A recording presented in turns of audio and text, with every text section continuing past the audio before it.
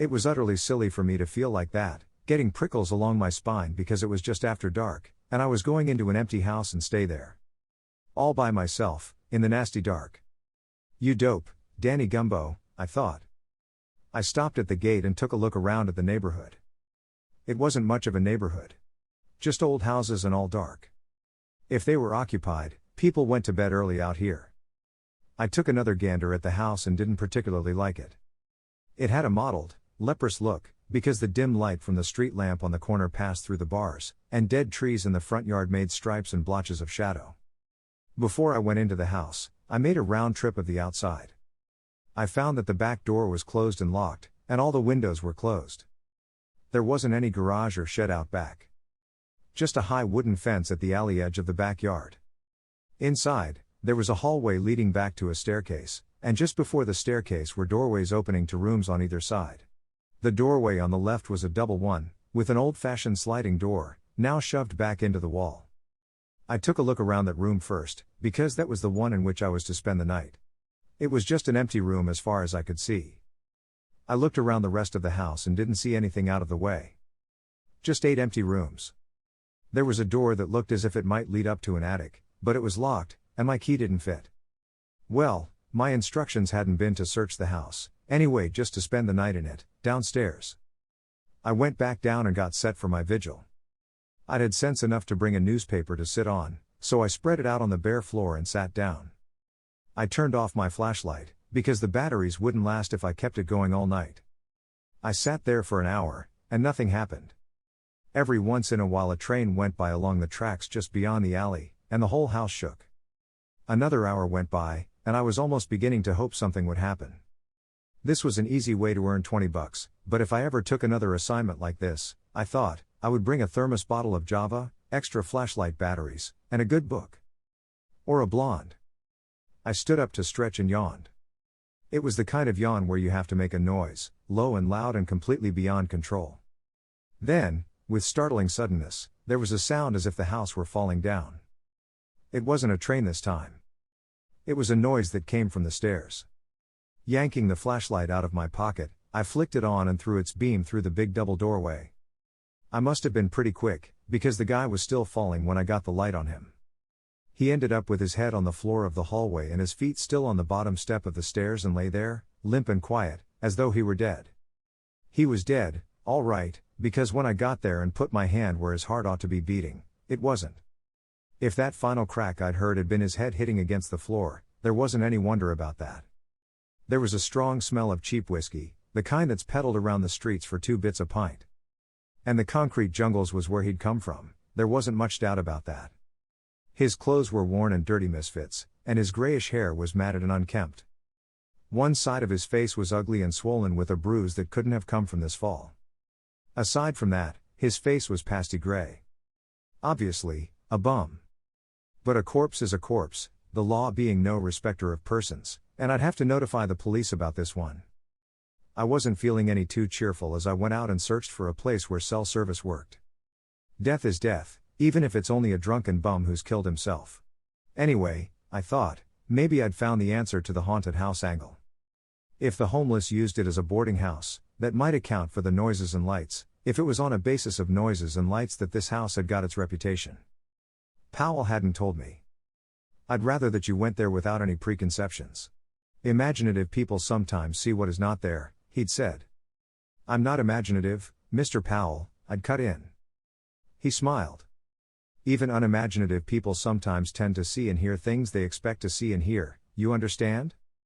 I see what you mean, I told him, but I don't agree. In my own case, I mean. A private detective doesn't do any dreaming. Even a private detective. I've talked this over with Mr. Wagner, our chairman, and he agrees. Anyway, what have you to gain by knowing what to expect tonight in the way of, manifestations? Nothing, I'd admitted. It took 10 minutes to reach the high point of a hill that lined up my cell signal with a tower. The house was in a dead zone. Or maybe it's the ghosts, I sniffed. Then I remembered the reason I trekked out here and realized maybe there might be a new ghost in the mix. After I'd made the call, I started back the 6 or 7 blocks to the house.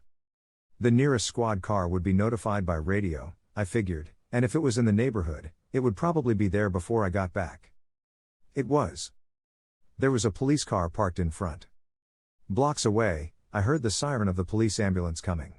Inside the house, I could see flashlights moving around, one upstairs and one downstairs.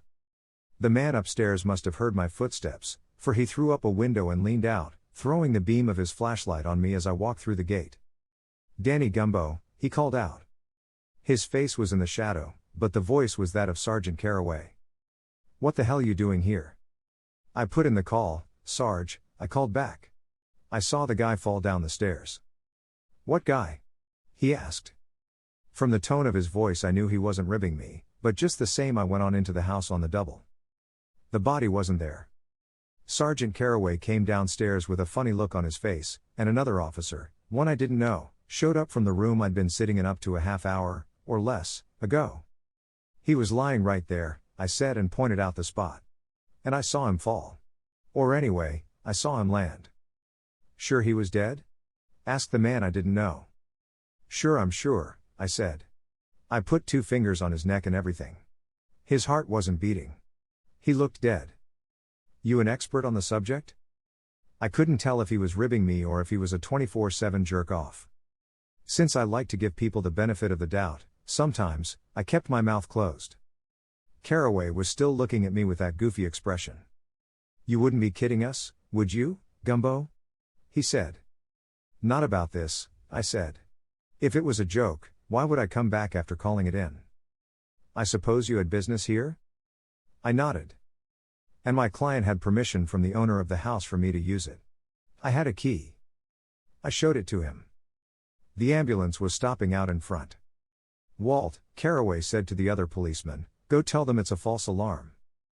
Then he said to me, "Gumbo, you'll have to go down to headquarters with us to make a report of this.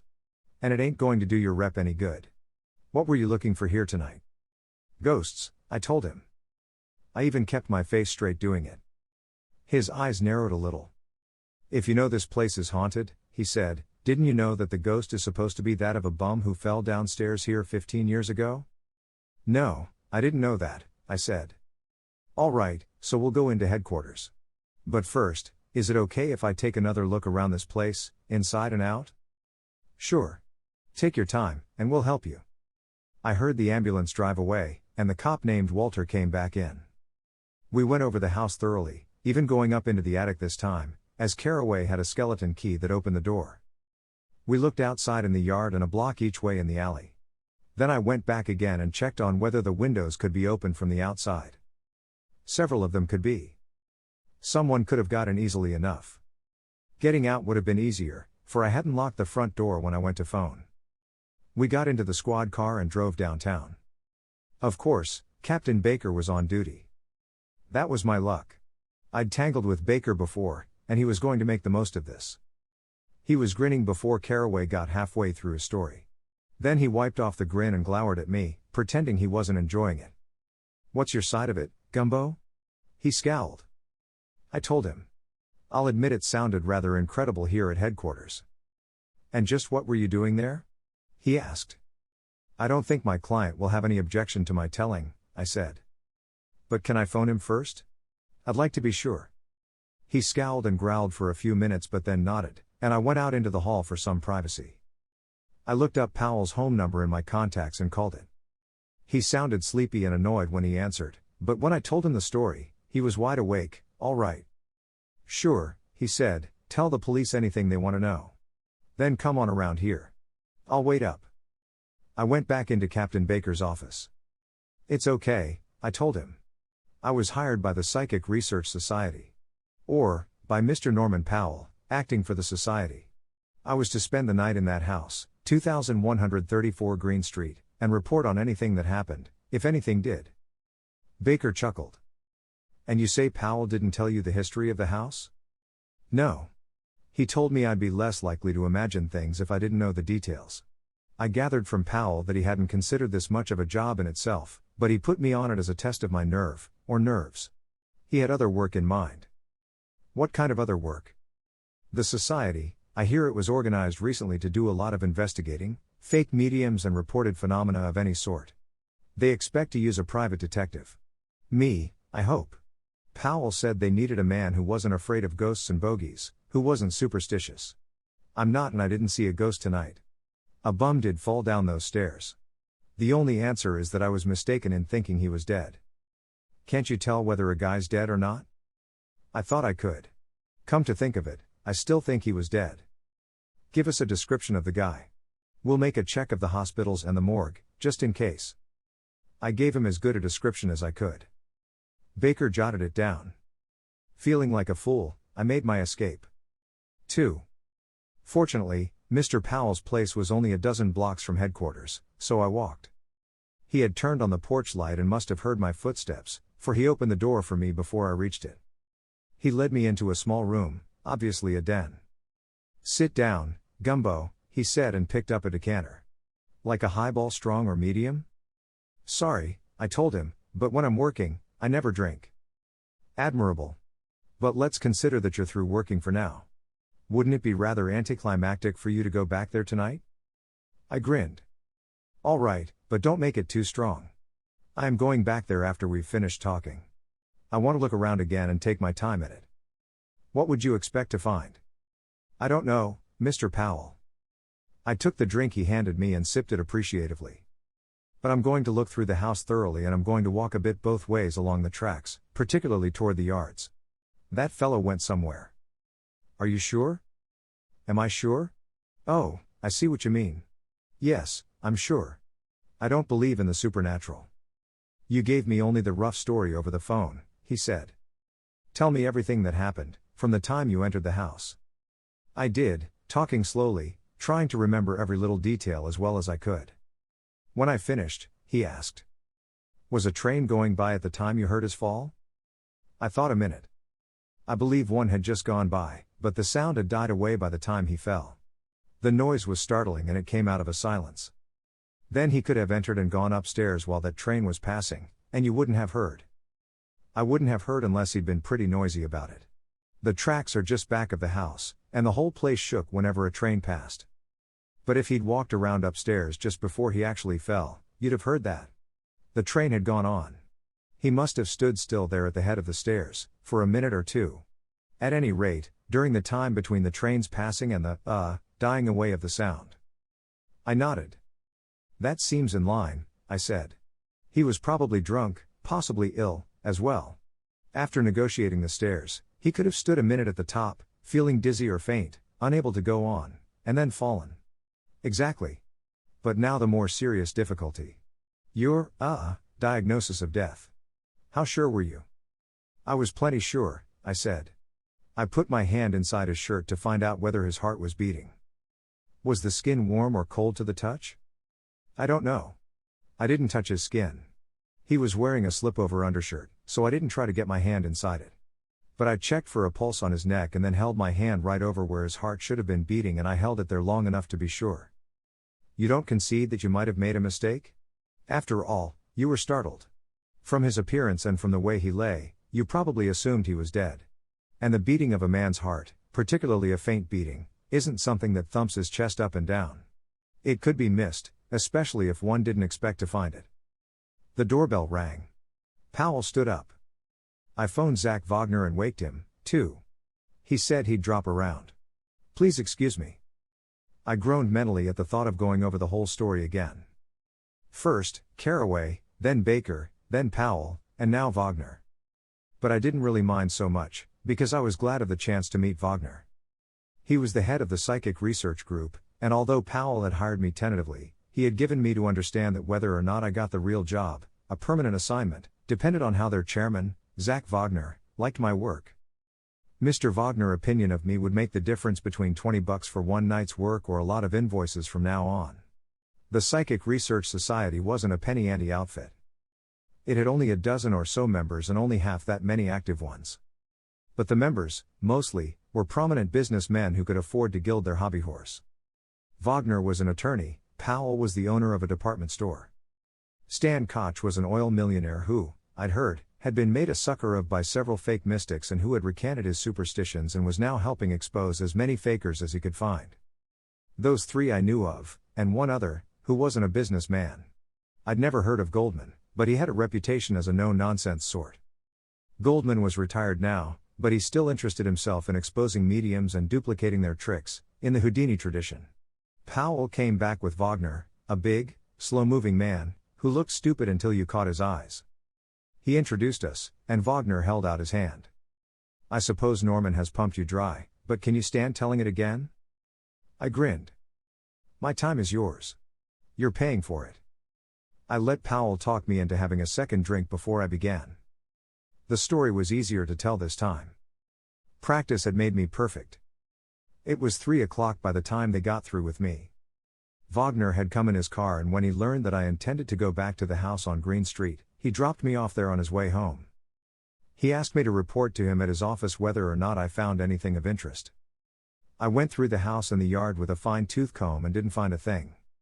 That struck me, before I'd finished the search, as being odd in more ways than one.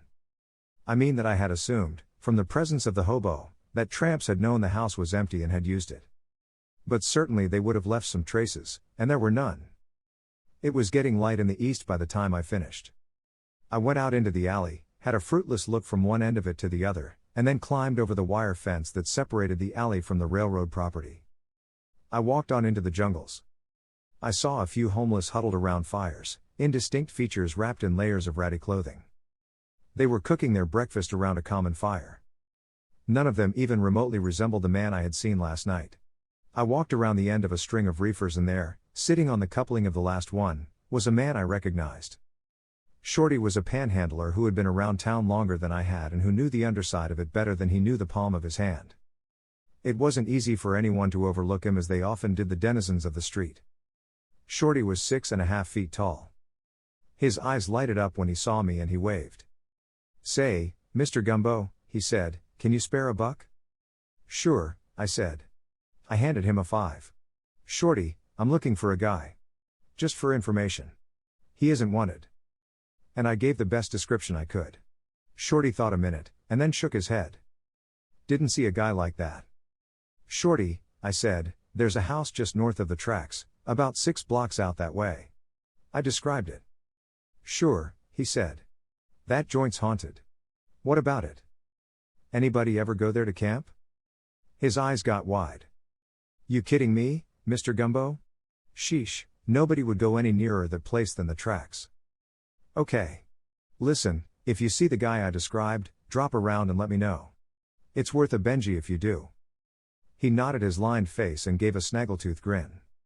He would keep an eye out for a gray-haired tramp with a bruised face, all right. A Benji would be a fortune for him. I went home and slept till noon, and then waked myself up with a cold shower. I decided to stop in at my own office before going to see Zach Wagner. Not that there was likely to be anything of importance awaiting me there, but there might be something. The office, incidentally, is only half mine, although my name is the only one on the door, and I pay all the rent. The explanation is Beck Sharp. Beck Sharp is a screwball. I had known Beck for a long time, and we liked each other, maybe because we were pretty much opposites. Beck's a mystic and writes books about it. I don't mean he claims to be a medium or gazes into crystals. But it's his hobby, and he has a small income, so it doesn't matter if most of his books aren't published and if the ones that do see print don't sell many copies.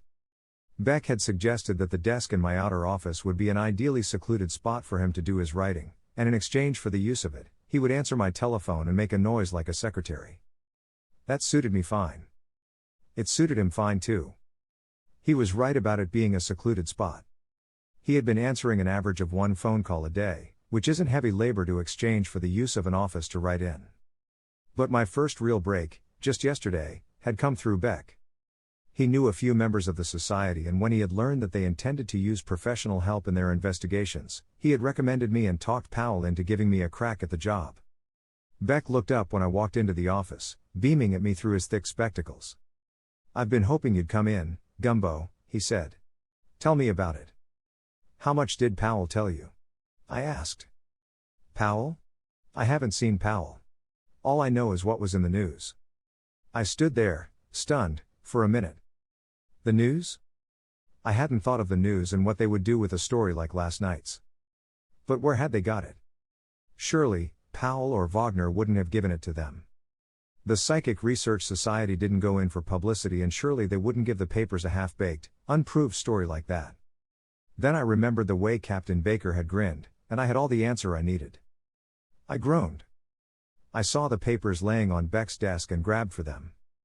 Both morning papers and the city edition, which comes out at noon, of one of the afternoon sheets. I didn't have to hunt for it in any of them. Editors' minds must run in similar channels, for it was a box story on the front page of each of them. One of them was headed, Detective vs. Ghost. Another exploited, Mystery of the Vanishing Corpse. The third headline said, Seamus stalks Spectre. Tell me all, Beck begged. Shut up, Beck. The Fourth Estate had really gone to town on that story. It was a joke, the way they told it. A joke, that is, to everybody but me. From now on, maybe the Psychic Research Bunch would use my services, but nobody else in his right mind would. Give me a minute, Beck, I said, and dug my cell phone out of my pocket. I called the morgue and the 4 hospitals that took emergency cases, and I drew 5 blanks. No jaundice brought in, drunk or injured, or both. Another call told me that Wagner wasn't in his office. Should I go wait, or do I go to his home? I mused to myself and got an answer from Beck. His home. Listen, Danny, about this manifestation. Can you tell me about it? All right, I gave in. I'll tell you. But let's eat while we talk. I haven't had breakfast, and you say you haven't had lunch. So, over eggs and coffee, I had to tell the story once more. 3. There was a call for you, Beck said. Stan Koch wants to see you this afternoon. I whistled. The oil millionaire. Don't tell me, had he read the papers? I suppose so, Beck said. He's a member of the society and he'd be interested. More interested than most of them because he's less skeptical than most. You know him, Beck? Not me, Danny. I don't move in such exalted circles. I know Powell and Wagner and Goldman, and that's all. But I made an appointment for you to see Koch at 4 o'clock. Is that okay? Sure, I said. Has he got an office? An hour later, at Wagner office, his secretary told me to go right in. Zach Wagner frowned when he saw me. He shook hands with all the cheerfulness of an undertaker. Gumbo, he said, I'm afraid we won't be able to use you anymore. Not for a long time, anyway. I didn't quite get it. I'm sorry if you don't like my work, Mr. Wagner. It's not your work, at all, Mr. Gumbo. It's the publicity. You've seen the papers, haven't you? Our group doesn't like publicity at all, and publicity of that kind, well. Oh, I said. It ties up with us. We want whatever investigator we use to remain undercover and not be known as a detective working for us. I'm sorry it happened. It's partly my fault, I'll admit. If it had occurred to me, we might have stopped that story. But you didn't tell us you had seen any reporter. I didn't. But I should have guessed that Captain Baker would give them the story. I stopped, because there wasn't any use in bellyaching over what an ass Baker had been. Maybe a few months from now, Wagner said, when this is blown over, we'll be able to throw some work your way. Incidentally, you can bill us for 2 days instead of 1. Powell wants to talk to you again, and Stan Koch wants to get the story from you firsthand, too. He smiled. So it's only fair, since we're taking up your full time today, practically, for us to pay you for it. Thanks, I said, because $200 is good and it would pay the office rent for another 2 weeks. I told him about my talk with Shorty and about my search of the Green Street house. Finally, I stood up to leave, and then thought of something. By the way, I said, if Shorty does find out who that fellow was, I mean, if I can prove to the police that I wasn't seeing things and that a man really did fall down those stairs, does that change the picture any? He thought it over a minute. I believe it would, partially, at least. I'll promise that the newspapers will eat the words of those stories they printed today, and that will put you and the society in quite a different light. After I left Wagner office, I phoned Powell and made an evening appointment. Then I splurged on an Uber out to the expensive suburb where Stan Koch's home was located. I had thought butlers existed only in the movies, but a real butler let me into the Koch mansion and took my hat. Mr. Koch is expecting you, he said. He's in. But Koch beat him to it by popping out of a doorway down the hall, much as a mouse would pop out of a hole. He looked like a mouse, too. I don't know just why. It wasn't his size, for he was of average height and build. Maybe it was because of his eyes. They were small and shiny, like shoe buttons. And his manner was quick and furtive, fearful. "You Danny Gumbo?" he said. "My study's here. Come on in." He pulled up a chair for me with jerky movements, and then sat down on the edge of the desk. "Powell told me about your experience," he said. "I know the facts about it. I want your opinion." "My opinion about what?" "The significance of what happened, of course. Was it or was it not a psychic experience?" "It was not," I said. "But how can you be so sure?" "Because," I told him, "I don't believe in psychic experiences. There is a possible physical explanation, so I accept it." "So you're a skeptic," he said. "Would you care to earn $500, Gumbo?" I admitted that I would. "It's worth that to me to know what really happened last night. If you can prove one way or the other what happened, I'll pay you that." "1." I looked at him curiously. $500 is a lot of money to pay out just to satisfy your curiosity. Then I remembered it wasn't much for him. $500 meant as much to Koch as 5 cents meant to me, and I'd sure give a nickel myself for that information. I grinned at him. "I'll try," I said, "but it doesn't seem too good a chance. If that dead man's still in town, I might find him, but if he took the next freight out, then I haven't much hope. I take it that producing the gentleman in question would constitute proof." "Adequate proof, yes, if your experience was a physical one. And if it wasn't, I'm just asking out of curiosity, because I can't believe that it wasn't. How the devil would I prove it?" "Bring the ghost here?" He smiled, but I couldn't tell whether there was humor in the smile or not.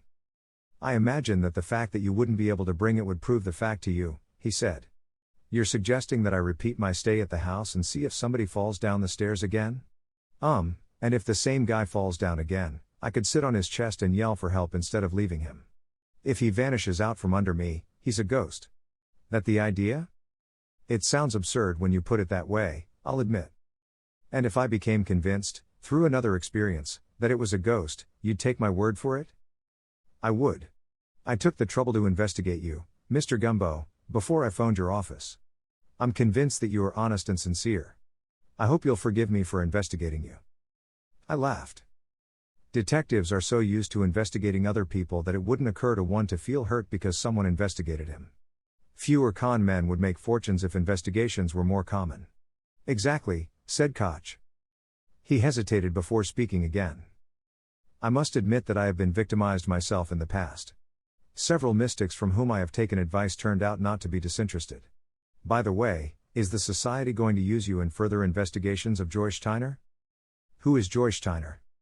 "A most remarkable medium and extremely attractive one. Norman Powell found her. Incidentally, something she told me makes me particularly interested in what happened last night." "Something she told you? What?" "Several days ago she told me that an experience someone else was going to have would have a profound effect on my life." I didn't get it. I just looked at him. "Don't you see? Frankly, I have been wavering in my belief in the supernatural. It is difficult fully to credit phenomena in seances. But an unusual experience like yours, it would weigh a lot with me to be convinced beyond doubt that you really saw an apparition." Sucker, I thought. No wonder Koch had been victimized if he was as gullible as all that. A vague statement. An experience someone else is going to have soon will have a profound effect on your life. Anything could be made to fit a vague prediction like that. I went downtown, phoned the hospitals and morgue again, without luck, and then went to Norman Powell's place to keep my appointment. Powell, it turned out, merely wanted a full account of what I had done after I left his house the night before, and most of what I told him was just a repetition of my talk with Koch. I didn't leave Powell until 11. I let him think I was going home. I thought that the fewer people who knew I was going back to the house on Green Street, the better. I got there, and there was the house with its scabrous front of peeling gray paint, further mottled by the tree's shadow. A dead house and a dead tree. I hesitated with one foot on the first step of the porch steps when I remembered that I hadn't brought a flashlight with me. Nothing was going to happen here tonight, I told myself, so why go in at all? Why not go home and catch up on sleep? At any rate, I told myself, I wouldn't accomplish anything here tonight. I wouldn't be able to search the place and I would be at a disadvantage if anything did happen. But what could happen, unless another manifestation of the supernatural? Another? I asked myself. What do you mean, you dope, by another? In spite of calling myself names, I was a bit afraid to go in. That's why I went. It doesn't do to give way to yourself in something like that. If you give in once, you're sunk. The door wasn't locked. I didn't need the key, which was still in my pocket. I tiptoed down the hall toward the stairs. Don't ask me why I tiptoed. It was not because I thought anyone was there. If anyone had been there, they would have heard me, anyway. I got to the foot of the stairs. "Hello, Danny," a voice said in the semi-darkness. I didn't shriek. Not too loud, anyway. "Beck," I exclaimed. "What the hell are you doing here?" He laughed in the darkness. "I had a hunch you'd show up here." "Beck," I said, "I didn't know I was coming here myself until late this afternoon. What made you so darn sure I'd come?" "Don't talk so loud, Danny. Come in here and sit down.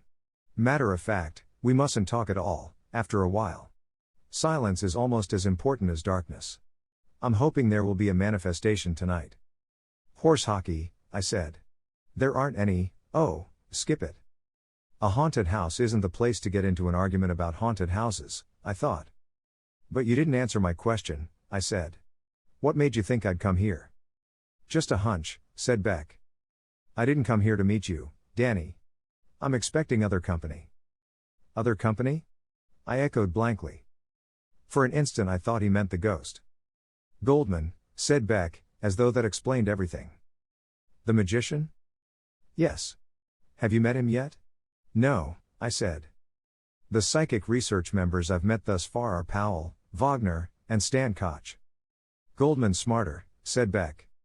"Powell and Wagner aren't fools, but Goldman has methods which they lack. He knows the tricks of the trade inside out. He's exposed dozens of mediums." "The devil you say. You admire him for that when you say you believe in mediums?" "Don't be an ass, Danny. Because I believe in psychic phenomena doesn't mean I believe in fake mediums as well as real ones. And there are probably 100 fakes to every known genuine one." "By the way," I said, "if Goldman is coming here, how'd you know I wasn't he?" Beck laughed. "Because of the noise you made tiptoeing around. Goldman would either walk openly, or I wouldn't have heard him at all. He said he'd be late." Then, as abruptly as it had happened last night, the house fell down again, or seemed to. Bump, thud, bump, bang. Something was falling down the stairs. I jumped up and I heard Beck gasp and get to his feet, too. "Have you got a light?" I asked. But by that time Beck had it on, and its spot, feebler than the bright light I'd the night before, shone through the double doorway and on the thing that lay at the foot of the stairs. It was a body. Again. I ran toward it, and so did Beck. Then, a yard away from it, I put out my hand to stop Beck. "Wait," I said. "That's not a man, that's a wax figure." There was a chuckle from down the hall. "Your eyesight is very good, my young friend," said a voice that was not Beck's. Beck turned the flashlight that way. "Hello, Goldman," he said. I'd have taken him for the devil, myself. He had the face and the build for it, as well as the voice and the clothes. A black top hat and black magician's cape. He was tall and slender and had a long, thin face with a pointed chin. There was a devilish grin on his face. He stood so straight that you didn't realize he was old until you noticed that his hair was pure white. "And you're Danny Gumbo, then?" he said. "Koch told me you'd be here, so I came along." "Just a minute," I said. "This dummy never fell down the stairs. The wax would have cracked." He chuckled again. "Beck was right about you, Gumbo. You do think quickly. No, it didn't fall down the stairs. I placed it there. The sound of the fall is a recorded sound effect. I played it on a speaker around the corner." "But why?" I wanted to know. "What's it all about?" He strolled forward toward us, and I noticed that the thick crepe rubber soles of his shoes made no sound at all. "To eliminate a possibility, Mr. Gumbo, I hope you'll forgive me. But I wanted to be sure that no one had played a practical joke on you last night." "It wasn't any dummy I saw and touched last night if that's what you mean," I said. "That's what I meant, and I believe you now. Not only did you spot the deception before you came within reach of it, but you kept your head enough to realize that, being wax, it could not have fallen and remained intact. Anyone would have thought of that, wouldn't they?" "Later, yes. Not at once. Was your flashlight in good condition?" "Brighter than Beck's," I said. do you know any reason why someone would have wanted to, impose on me in that particular way last night? I thought he hesitated before he shook his head. We watched while Goldman moved the dummy out of the hallway. Then, using a bright flashlight of his own, he bent over to examine the floor at the foot of the stairs. I had looked there, too, but I hadn't used a magnifying glass. Goldman did. He said. Ah. Finally. I couldn't see anything there from where I stood and I bent closer. He handed me the glass and pointed to a spot. I knelt beside him and looked. There were a few grains of a white powder. With infinite care, Goldman gathered what he could of them into a tiny envelope. I asked what he thought it was. I don't know, he said, but I'll guess. Talcum powder. I'll show it to a chemist tomorrow. Talcum powder? I thought hard. But bums don't use talcum. Unless, Goldman, did the original tramp who died here have gray hair? The magician grinned. He did, my boy, he did. Our minds, I see, are running in the same channel. Maybe they did, I thought, but mine didn't run very far. If someone had wanted the bum of last night to fit whatever description of the original one was recorded, then talcum powder could easily turn dark hair gray. But why? If Goldman had any idea about that, he was miles ahead of me. You think the body I found last night was made up to resemble that man who died here? To the extent of the hair, yes, I've checked into the records, and no photograph was taken of that body. I don't imagine any actual makeup was used. If it was, I think there'd be traces of grease paint here as well as powder. Beck came over to join us. Goldman, he said, did someone powder that fellow's hair, or did he do it himself? We'll ask him, Goldman said. Beck's eyes widened. I hadn't thought of that. Goldman, that suggestion from you. I thought you didn't believe in the supernatural. The magician chuckled. I don't believe, Beck. But he might give us an answer anyway. What do you say to a séance at my place tomorrow night? Just the three of us? Beck asked. Oh, no. We'll ask any of the society members who want to come and make it a real circle. I've been promising them one, told them I'd duplicate the materialization technique Walter Atwell used to use, until I caught him at it. It will be highly educational, I assure you. You can come, Gumbo? I told him it would take a shotgun to keep me away. Nothing more happened that night. 4. The next day I chased down a few blind alleys, including a trip to the jungles to see Shorty, and then caught a few hours sleep before I looked up Beck to go to Goldman's with him.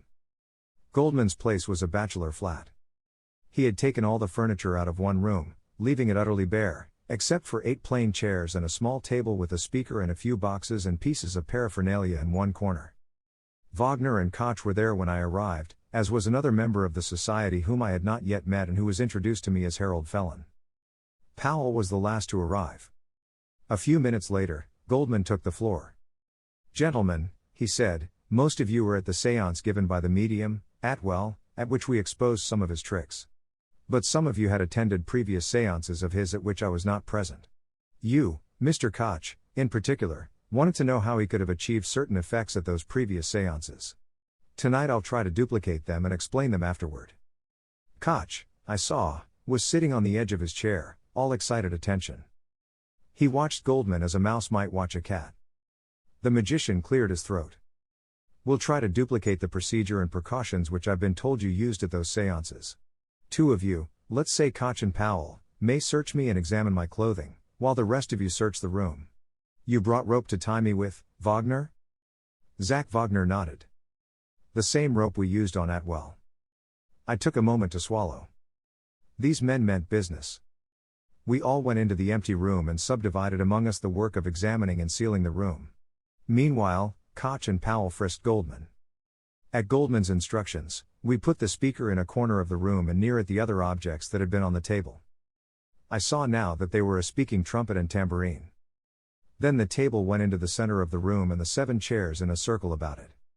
Wagner and Powell then tied Goldman in the armchair, using thin clothesline and tying his wrists tightly to the arms of the chair and his ankles to the legs. All but one of you sit down now, Goldman directed. You, Powell, start the speaker, then turn off the light. Be sure you can find your way to the empty chair before you push the switch. The speaker started grinding out "Lead Kindly Light," and the light switch clicked. Utter darkness. The speaker played about a minute, then stopped abruptly as though someone had lifted off the needle. The sudden silence was almost startling. Complete silence and complete blackness. Time seemed to have no existence in that void. My imagination began to play tricks. My eyes tried to make shapes out of darker splotches of darkness.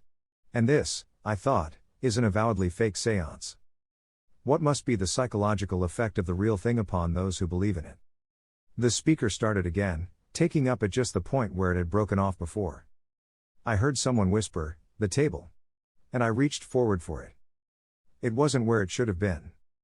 I raised my hands, and the backs of them touched the bottom of it. It had evidently been made to levitate and seemed to be rocking. The tambourine in the corner rattled, and the table fell, thudding against the carpet. The speaker reached the end of lead kindly light and stopped. Somewhere in the room a bell tinkled softly. Again, utter silence and blackness for a while. Then a voice. Not Goldman's voice. It must have been his, of course, but it didn't sound like it at all. It was a rough, coarse voice, with a plaintive whine in it. "Why'd he do it to me, I ask you," it said. "Killed me, just like that. To kill a guy for nothing." "Who are you?" asked Koch's voice. "You wouldn't know my name, mister. He didn't kill me because of who I was. He just killed me. That's what gets me." The whine was stronger now. If I'd done anything, it had been different. Even if I'd had any dough to get bumped off for, then there'd be some reason, see? I was looking toward Goldman, I guess we all were, or toward the place where Goldman ought to be if he were still in the chair. There was something white in the darkness. A white, misty substance. Something that shimmered as though it were faintly luminous. It looked vaguely like a human face, not Goldman's face. Koch's voice. "Can you materialize? Can you show yourself to us?" Lord, I thought, is Stan Koch nuts? Can he be believing in this, despite the fact that he knows Goldman is putting on a show for us? Then I got the answer. They had probably been told to act as they had at the seances with the medium, Atwell. Koch must have acted as an interlocutor at those seances and was taking the same part now. "I'm tryin', mister. He killed me first, see, and then we was on the stairway to the attic. Him and me dead. When a train goes by, see? And out we come." A white shimmer that might have been a face, a shimmering blank in lit which the imagination pictured features. And at the top of the stairs, "Blamed if he don't." Then the shimmer wasn't there anymore, and the voice had stopped. My eyes strained into the darkness, and I saw, or thought I saw, a white horizontal line. A chair creaked. Then silence and blackness again. A minute or two, maybe 3 or 4. Then Beck's voice said. "Goldman?" Quietly. "Goldman, if you don't answer me, I'm going to turn on the lights." There wasn't any answer. I heard Beck's chair scrape the carpet softly, and then, as Beck walked toward the switch, Koch, Powell, and Wagner seemingly all started to talk at the same time. The light clicked on, blinding us for a second. Then I could see again. Goldman was in the chair, all right, but he was dead. Strangled. A strip of white cheesecloth was pulled tightly around his throat, the ends hanging down over the back of the chair. The piece of cheesecloth, probably slightly impregnated with some luminous dye stuff, which had been the ectoplasm of a moment ago, had been snatched out of his hand and used to garrote him. I was the first to reach him and to snatch it away. But his breath and his heart had already stopped. The rest of that night was police and questioning. It was almost dawn when they released us. Released us only because they could find no cause to suspect one of us more than they suspected another. 6 of us, besides Goldman, had been sealed in that room. Each of the 6 had equal opportunity to walk behind Goldman in the dark and strangle him with that cheesecloth, easy to see in the dark, jerked from his hand. We were released with strict orders not to leave town. But we were not placed under bond, and I gathered that the police would be only too happy to have someone confess guilt by trying to run away. Beck and I had breakfast together and read the morning papers. "Beck," I said, "I'm through in this town, anyway. My best friend wouldn't hire me to find a lost dog. I won't be able to earn enough as a detective to buy red ink to keep my accounts with." "It isn't as bad as that, Danny." "It's worse," I said. "It's worse because they're right. I'm supposed to be a detective, and what do I detect? I ought to get a job as a dishwasher or a street cleaner and do some good in the world. Don't be a ass, Danny. You're too tired to think straight. Go home and get some sleep." He was right. My eyes were dry, itchy. I imagined red-rimmed and half-closed. I went home and went to sleep. I awoke at 4 in the afternoon, and when I had taken a shower and shaved, I felt better. Something, too, was knocking at the door of my mind, something that made a noise like an idea. I sat quietly so that I wouldn't frighten it away. It was $1 million idea, maybe. The $1 million was Stan Koch's. Gumbo, I told myself, when there's a crime, it's because of money or women, and there aren't any women in this case. But there's money. Koch has millions, and he has several of them. Somebody might take a lot of trouble to separate him from one of them. With that idea, things began to make some sense. Assume that my little experience of night before last, with the vanishing corpse, had accomplished its object. What had been its results? Stan Koch had told me that he had been victimized by mystics until he wasn't sure anymore what was true in spiritualism and what wasn't. Also, my apparent encounter with an authenticated ghost had had a profound effect upon him. I had been sent as an impartial and skeptical observer by the Impartial and Skeptical Society for Psychic Research. Why wouldn't that little play have been a fattening of the fatted calf for another slaughter? 2. A medium, one Joyce Steiner, a curvaceous number with an inviting eye, as I had found out, had predicted to Koch that something of the sort would happen. So another effect was the increase of his faith in the vivacious Joyce Steiner. And who had found Joyce Steiner but the man who had sent me to that haunted house? I went quickly over to Beck's place. He was still asleep, but I dragged him out of bed. I needed to bounce this off somebody. He listened. Powell? He asked. Could be. I've heard his stores have been running in the red lately. But how would he get money from Koch? Not directly, of course. He would work through some shady stockbroker or get him interested in a promotion scheme. Look, Koch is a natural-born sucker for spooks. Once he had faith in a medium again, she could lead him around by the nose. Especially if she had what this Steiner woman has got. Said Beck. Will you play that record once more, and slowly? I sat down on the edge of his bed and went over my idea while he dressed. Powell introduces Koch to a medium named Joyce Steiner, I said. For the purpose of victimizing him through the medium's advice. But it has to be a slow build-up and with no spectacular phenomena, because if she starts throwing ectoplasm around, Goldman will be on her like a ton of bricks. Anyway, Koch is wavering. That gives Powell an idea. Suppose a duly hired skeptical investigator for the society sees a bona fide ghost that fulfills Joy's prediction and will have a profound effect on Koch. All right. It'd be the turning point for him. Probably the society had been discussing investigating that house. You recommend me to him for work, and he sends me there. But meanwhile, earlier in the evening, he went there himself and he's upstairs in the attic stairway. Around midnight, when a train's going by, he carries the corpse to the head of the stairs, and when the noise of the train has died down, he lets it tumble down the steps. Beck nodded slowly. Do you think he killed somebody just for that purpose? I don't know, I admitted. Goldman evidently figured it that way. It's possible that he obtained a corpse some other way, but Goldman might have been right. What's a bum's life compared with a crack at $1 million or so? Anyway, Goldman was near enough right to get himself killed for his pains. Beck drew in his breath slowly. If Goldman hadn't been so dramatic about his method of revealing what he knew, he'd be alive, all right. Look, Beck, I said. I handed him an evening paper I had bought on the way from my place to his. I pointed out a boxed item in the middle of the story about the Goldman murder. The heading was, Millionaire Offers Reward. The article under it, only a paragraph long, told that Stan Koch had offered a reward of $5,000 for proof that would result in the conviction of the murderer of Goldman. Funny wording, Beck said when he had read it. Not so funny, I told him, when you consider what worries Koch the most, not who killed Goldman but whether or not Goldman was killed by a human being. He offered me $500 for proof, one way or the other, whether or not it was a ghost I saw at the Green Street house. Oh, Beck sucked in his breath. Yes, he honestly thinks there's a possibility that spirits may have resented Goldman's mocking of them and taken him for a ride. And he'd give $5,000, which means less to him than $5 to us, to be sure about it. Beck, I said, how'd you like to split that reward with me? Are you willing to take a wild chance? His eyes brightened. Take a chance? Why, for half of $5,000, I'd take a chance on shooting Niagara Falls in a canoe with a leaky bottom. Do you know where Goldman kept his props? That dummy and the speaker he used night before last at the Green Street house? Beck nodded. At a stage props warehouse downtown. Could you get them? Sure. I know the man who runs the place. He'd lend them to me. All right. Here's what I want you to do, Beck.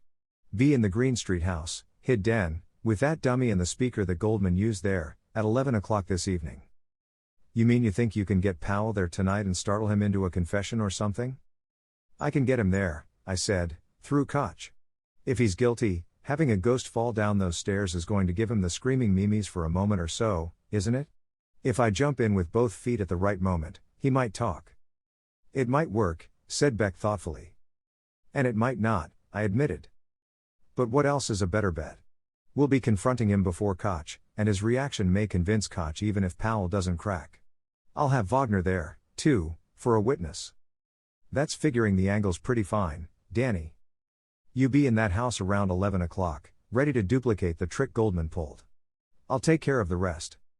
When I left Beck, I realized that it was too early to start pulling strings for the 11 o'clock date on Green Street. I knew that Koch would cancel anything else to go there with me, and Powell and Wagner would go, too, if Koch wanted them to.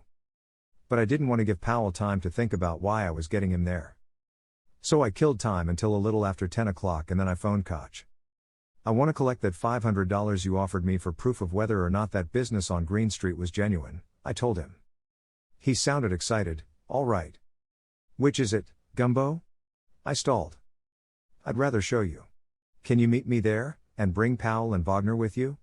They're interested, too. Why, yes, I can come. And I believe they will, too. I'll meet the three of you in front of the house in question at 11, or as soon after as you can all get there. All right. I'll leave now and pick up Wagner and Powell on my way. I walked from downtown to Green Street, thinking I had time to get there a few minutes early to check with Beck. But the walk took longer than I figured it would, and Koch's car, with the 3 men in it, was pulling up to the curb when I got there. But I could count on Beck, even without a checkup. He'd had 5 hours since I had left his room, plenty of time to get the paraphernalia and establish himself in the house. Again I managed to avoid answering a direct question from Koch. I led the three of them into the house and along the hallway into the room across from the foot of the stairs. I had 2 flashlights with me, a bright one and one that I had doctored down to be very, very dim. The latter was in my pocket, ready for use at the right minute. I kept the beam of my flashlight carefully away from the direction of the double doorway and the stairs beyond. Beck would be placing the dummy there now. I was talking without saying anything. And this is the room I waited in, 3 nights ago. It was just about this time that I got here, and of course I made a preliminary search of the house and then sat down. I couldn't have kept it up much longer, but I didn't have to. The crashing noise of a fall downstairs, right behind us, a familiar sound to me now, for this was the 3rd time I had heard it and I was expecting it. But the others jumped, and I pretended to jump, too, and dropped the flashlight, flicking off the switch as I let go of it. I pulled the dim flashlight out of my pocket and switched it on, swinging it around to play on the dummy that was laying at the foot of the stairs. In that dim glow, it wouldn't show up as a dummy. It wasn't one. Goldman's or any other. It was the man, the bum, the corpse I had seen there 3 nights ago when this whole ghastly mess had started. The bum whose reek of alcohol had nearly knocked me down when I had bent over him and felt for his heartbeats. The gray suit, the white hair, the huge, ugly bruise on the face. I should have been watching Powell's face, but I wasn't, because the corpse was moving. It rolled over, face down, from the sprawl in which it lay, and then began crawling toward us. With awkward motions, its dead eyes wide open and staring, it crawled, foot after foot, as though in great agony. As it crawled toward us, we all took a step backward. Koch and I were in the center, Wagner on one side, and Powell on the other.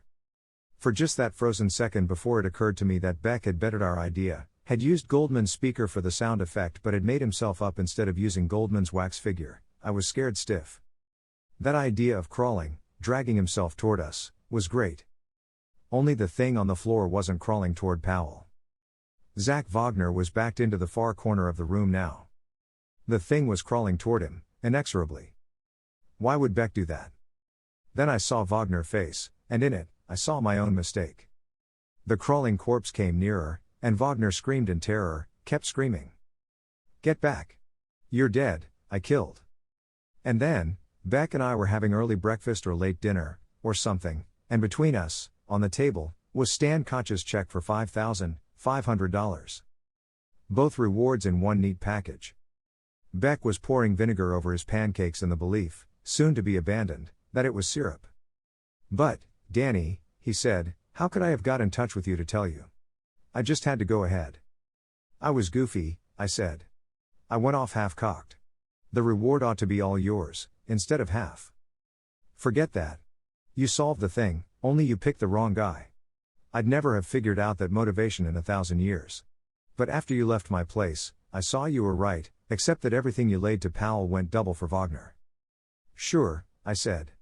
"I can see it now. Wagner is a lawyer, handled work for Koch direct and wouldn't have to work through a third party to scam him as Powell would have had to do. Wagner has even less money than Powell, so $1 million would look even bigger to him. Also, Wagner knew that Powell was sending me to keep vigil at the Green Street house that night. As head of the society, he was on the inside. And although Powell was the one who introduced the medium, Joyce Steiner, to the group, Beck said, Wagner could have engineered that easily enough. If she was his confederate, the last thing he'd want to do would be to sponsor her himself." Beck took a bite of pancake, with vinegar, and his next remarks must remain off the record. "When things had subsided, I said. But the thing that should have made me think again is that Powell is under average size and not too husky. Wagner is a big guy. It took strength to carry that body upstairs, and it took strong hands to choke a man the way he choked Goldman at the seance when Goldman started to expose him."